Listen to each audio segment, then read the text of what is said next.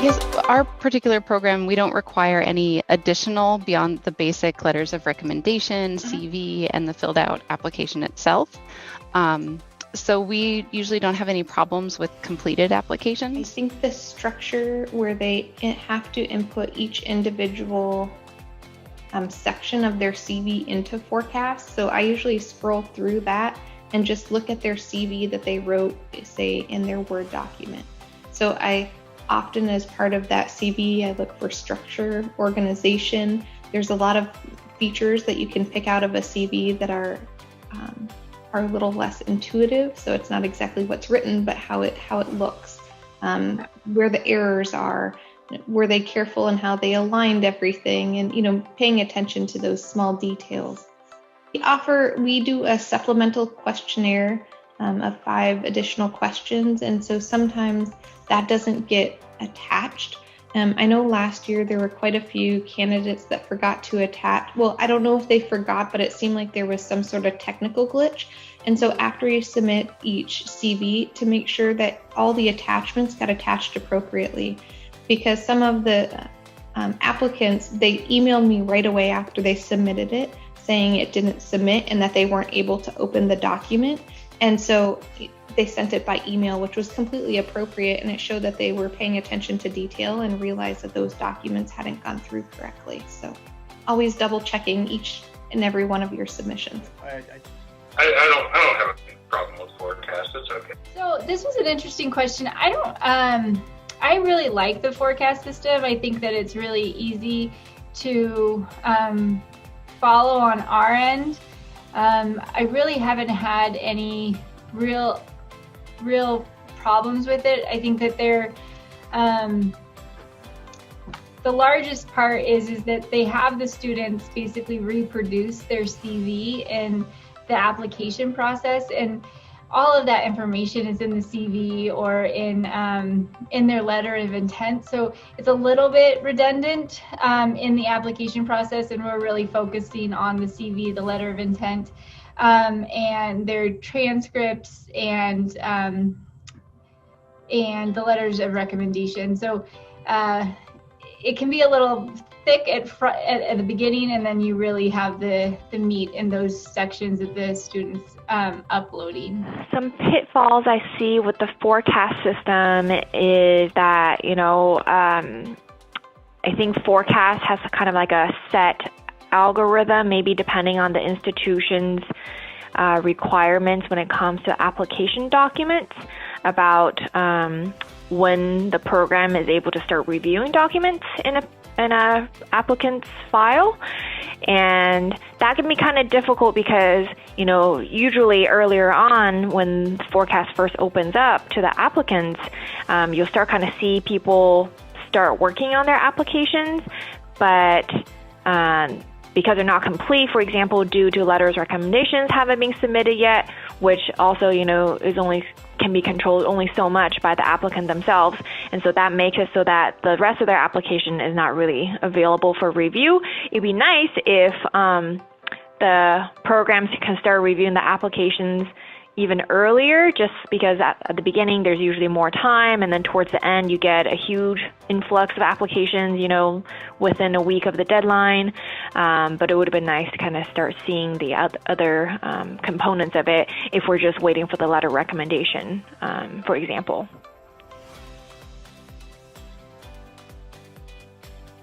I think probably the best letter of intent that I've received, it was memorable because it was particularly well written. I could tell that the applicant was an excellent writer and had excellent writing skills. It was very well organized. It was kind of narrative rather than more just formulaic and rigid. It flowed really nicely. It also very clearly outlined what the candidate's goals were and how our program in particular would help them achieve those goals. Maybe not the best one, but the ones that I really, that draw me in are when they share something that's a little bit more personal. So I want to understand the individual's personality. So many of the students are coming out with very similar backgrounds. They went to an undergrad program. All their education is the same. Their grades are all kind of the same, but I'm looking for those personal factors of what makes that person tick. What kind of hobbies do they have? What makes them unique? And I think some of the individuals, so maybe they're coming back and doing a residency after they were a pharmacist for a year or two. That's something that's actually quite interesting, and they see it as a negative, but sometimes embracing that and explaining it of why, those are the things that I really enjoy reading and make me connect with that applicant and make me want to get to know them a little bit better. Yeah, I can't remember what the girl's name was. It was a girl that interviewed last year with us. But she had a really good letter of intent that really spoke to why she was interested in our hospital specifically. That, there were personal reasons that, she grew up around Las Vegas, and she thought very highly of the hospital growing up. I think if you're able to tie in something personal, some sort of reason why that program is important to you, I think it's a much more successful letter of intent. The ones that are the most natural and flow really well are the best. The ones where the student really has a clear understanding of why they want to do a residency and why they want to do a residency at Renown is usually the ones that stand out the most. The ones that are really kept to that, succinct one page. This is what I want. This is why I want it, and this is why I want to do it at your institution are usually the best. I think what makes a letter of intent stand out in my mind is that it would be more unique and also more tailored and specific to our program. The vast majority of letters of intent start with, I'm excited to apply to your program, or I'm happy for this opportunity to be considered for this program. And so that gets pretty old when it's kind of all formatted very similarly with very similar content. So when occasionally we're able to see some more unique introductions into the letter of intent, that can stand out. But of course, we still want to make sure the letter of intent is written in a professional way and follows the general format of a letter of intent. But I think having a little bit more creativity, if possible, would be nice, and that can help people stand out a bit.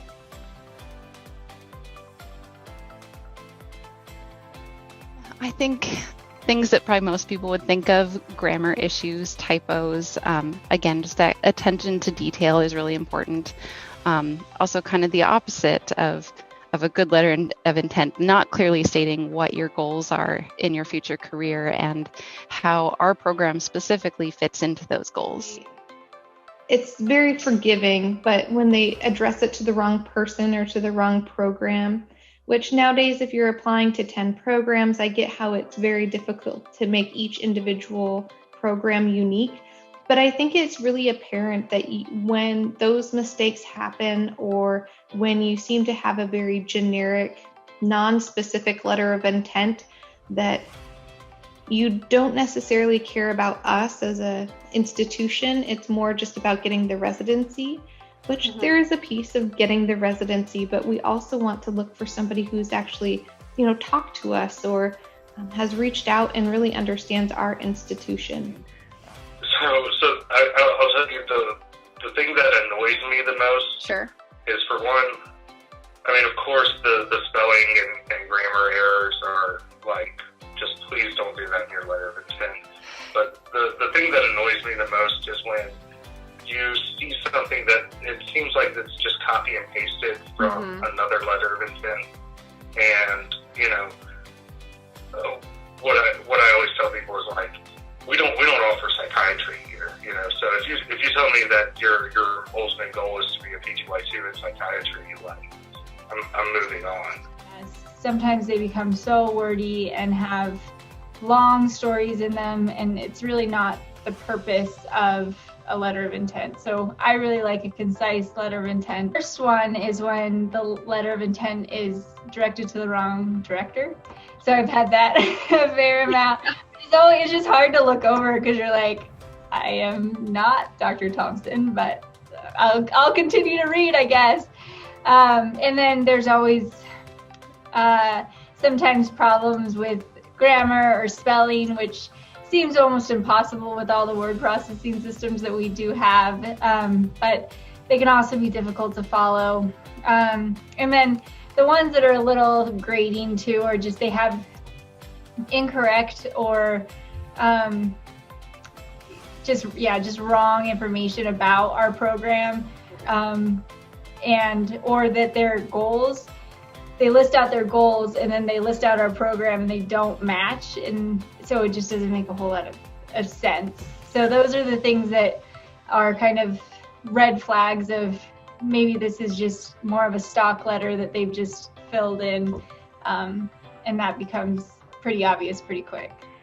Common mistakes and errors I've found would be very rarely, but occasionally people, I think students might have attached the wrong letter of intent to the application, where they're addressing a different program director or addressing different program in their letter of intent. And sometimes you can even tell that the student maybe change the font for the program name so that they can easily find those to edit that out when they're writing letters for different programs. But then you notice that they didn't change the font back. So even if they put the right program name, you notice like why is that in italics or something, like why does that font look different than the rest?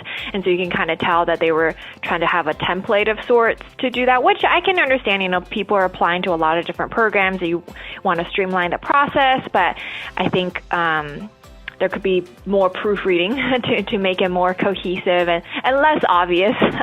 And also, I think another common mistake would be not really understanding the program enough and not doing enough research, because it can be pretty evident when you look at the letter of intent sometimes that it just sounds so generic, because oftentimes programs do grade the letter of intent based on authenticity in terms of like, does it really seem like they did research, or is this literally a generic letter that they're just plugging different institutions' name into it?